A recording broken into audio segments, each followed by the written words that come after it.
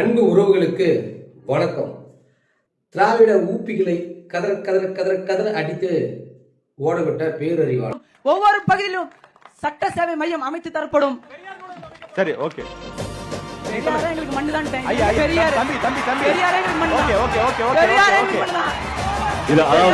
அதாவது முடிய நேரத்தில் கலவரம் தான் காரணம். நியூஸ் தமிழ் 24/7 வந்து இந்த தேர்தல் பயணம் நிகழ்ச்சி வந்து நடத்திட்டு இருக்காங்க. அது சிறப்பாக நடத்திட்டு இருக்காங்க. அதுலேயும் வந்து இந்த மக்களுக்கு தேவையான நிகழ்ச்சி, அதாவது எந்த மாவட்டத்தில் வந்து இவங்க அந்த நிகழ்ச்சி நடத்துகிறாங்களோ காலையிலேருந்து மாலை வரலும் அந்த ஊர் மக்கள்கிட்டையும் இந்த காலேஜில் போய் இந்த மாணவர்கள்ட்டையும் இந்த அரசியல் புரிதலை ஏற்படுத்துகிறாங்க.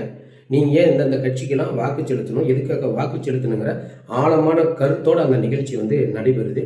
மாலையில் பொதுமக்கள் வந்து அந்த ஏரியா சம்மந்தப்பட்ட பிரச்சனையும் கேள்வியாக எழுப்பலாம். ஆண்ட கட்சிக்கிட்டையும் ஆளும் கட்சிக்கிட்டையும் கேட்கலாம். இதுக்கு வந்து நாம் தமிழ் கட்சி என்ன மாதிரி தீர்வு கொடுப்பீங்க அப்படிங்கிறத வந்து நம்ம நாம் தமிழ் கட்சி ஒருவட்டையும் கேட்பாங்க. இப்படி தாங்க இந்த நிகழ்ச்சி நடந்துட்டு இருக்குது. ஏற்கனவே தருமபுரியில் வந்து திமுகவும் அதிமுகவும் மாற்றி மாற்றி குற்றச்சாட்டு வச்சுக்கிட்டு கோபத்தில் குப்பளிச்சு 2 பேரும் மாறி மாறி அடித்து மண்டையெல்லாம் உடச்சிக்கிட்டாங்க. அதுக்கப்புறம் சேலம் மாவட்டத்தில் நடக்க இருந்த அந்த தேர்தல் பயணம் நிகழ்ச்சி ஆளுங்கட்சி பிரஷரால் அழுத்தத்தால் வந்து அதை கேன்சல் பண்ணிட்டாங்க. அங்கே நடக்கலை. எங்களுக்கு மிகப்பெரிய ஏமாற்றம். நாங்களாம் போய் கலந்துக்கலாம்னு நினச்சோம். எங்களுக்கு வாய்ப்பு இல்லாமல் போச்சு. அதை தொடர்ந்து வந்து ஈரோடில் நடத்தினாங்க. அதுக்கப்புறம் கோயம்புத்தூர் நடத்தினாங்க. கோயம்புத்தூரில் தான் இந்த சம்பவம் நடந்தது. அதாவது திராவிட ஊப்பிக்கலை நம்ம சகோதரர் பேரறிவாளன் கதற கதற அடித்தாரு.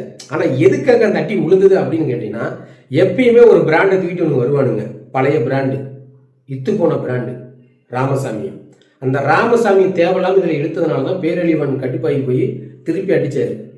ஆனால் என்ன சம்பவம் நடந்தது அப்படின்னு கேட்டிங்கன்னா, ஆரம்பத்தில் இருந்து பேரறிவாளன் பேசும்பொழுது ஒரு தெனாவட்டு மயிர் இந்த ராஜீவ் காந்தி, ஏன்னா திமுக சார்பாக சாரதம் கலந்துக்கிட்டாரு.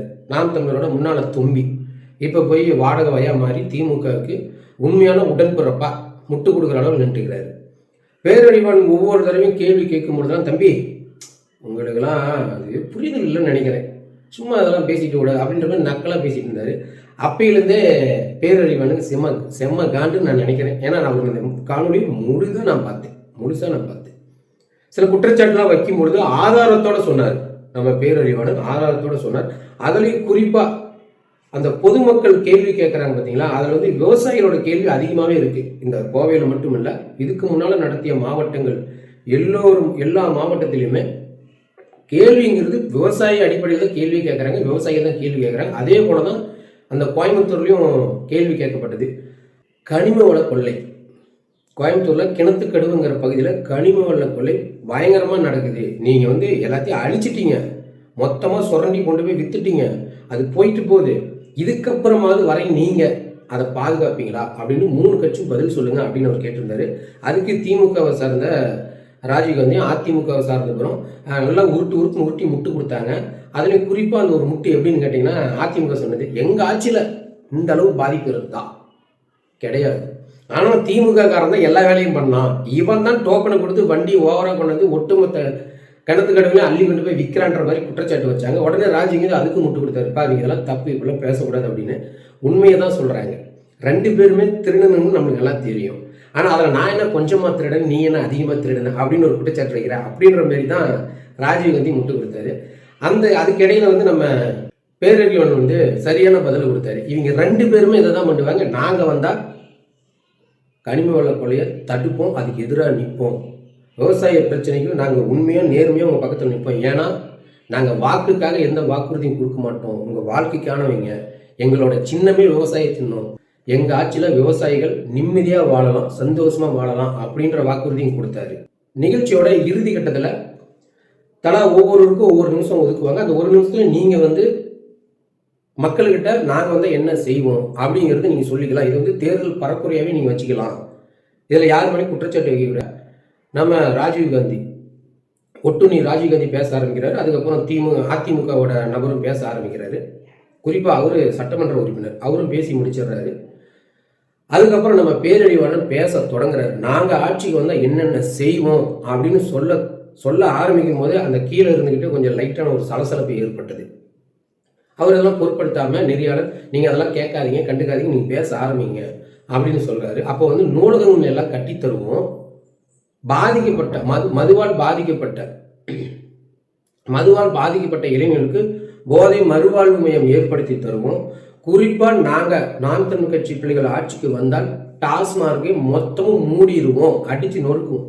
நாம் தமிழ் கட்சி உறவுகள் ஆட்சிக்கு வந்தால் டாஸ்மார்க்கே இருக்காது, மொத்த கடையும் நாங்கள் மூடிடுவோம் அப்படின்னு சொல்கிறப்ப கீழே இருந்த அந்த திராவிட ஊப்பியில் ஒரு ஊப்பி ராமசாமி ஊப்பி, அந்த ஊப்பி என்ன பண்ணியிருக்குன்னா பெரியார் நூலகமும் கட்டித்தரும்னு சொல்லு அப்படின்ற மாதிரி சொல்ல நம்ம பேரறிவாளனுக்கு கோபம் வந்துருச்சு.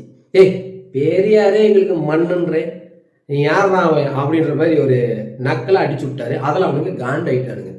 இதில் காண்டுன்றதுலாம் கூட பிரச்சனை இல்லைங்க. அவனுங்க அத்தனை பேரும் அந்த தடுப்பு அந்த பேரிகார்டை தாண்டி எகிரி வர அளவுக்கு வந்து கோபமாக பேசிட்டு இருக்கிறானுங்க.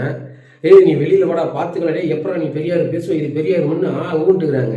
ஆனால் கொஞ்சம் கூட எப்படி சொல்கிறது, அந்த இவனுக்கு பயத்தை ஏற்படுத்துறானுங்களாம். ஆனால் இவர் சாதாரணமாக பேரறிவாளன் அசால்ட்டாக நின்றுட்டு என்னடா கத்திக்கிட்டே தெரியுறீங்க, போங்கடாடே வெண்ணீங்களா, நீங்களாம் யாரா, உங்கள் பெரியாரே நாங்கள் மண்ணுங்கிறோம், கருணாநிதி கதற அடிச்சுட்டு இருக்கிறோம், ஸ்டாலினை சைலண்ட்டாக சமூகம் செஞ்சுட்டு இருக்கிறோம், நீங்களாம் யாரா ஊப்பிங்க அப்படின்ற மாதிரி ஒரு ஒரு அழகான அவங்களுக்கு ஒரு பதிலடி பேசாம அவனுங்களை மொக்க பண்ணாரு.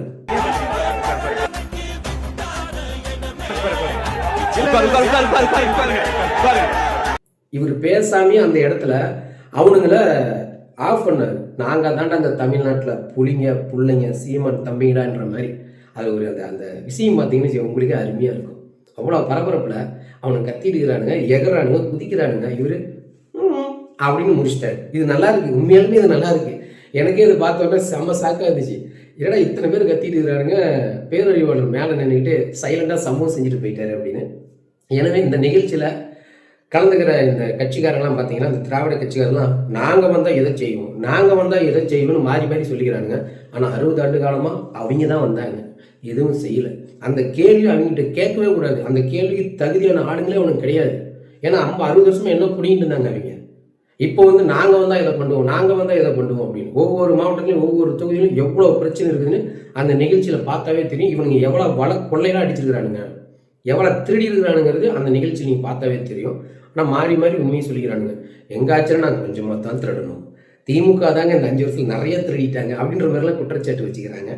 ஆனால் இந்த கேப்பில் உள்ள பூந்து 2 பேர்த்தையுமே சம்பவம் பண்ணி திராவிட கட்சிகளுக்கு ஆதரவாக கீழே வந்த திராவிட ஊப்பிகள் 200 ஊப்பிகளையும் சம்பவம் செய்து சீமான் தம்பிங்கடா எப்பயும் நாங்கள் தில்லா நிற்போம், தப்புனா தப்பை தட்டிக்க பண்ணுற மாதிரி சொல்லி முடிச்சிருக்கிறாரு நம்ம பேரறிவாளனுக்கு மிகப்பெரிய ஒரு புரட்சி வாழ்த்துக்கள். இன்னைக்கு இந்த திராவிட ஊப்பிகளை இவர் கதற விட்டுது. அடுத்தடுத்த நிகழ்ச்சியில் இவனுக்கு வேணும்னு ஏதாவது ஏழரை இருப்பானுங்க.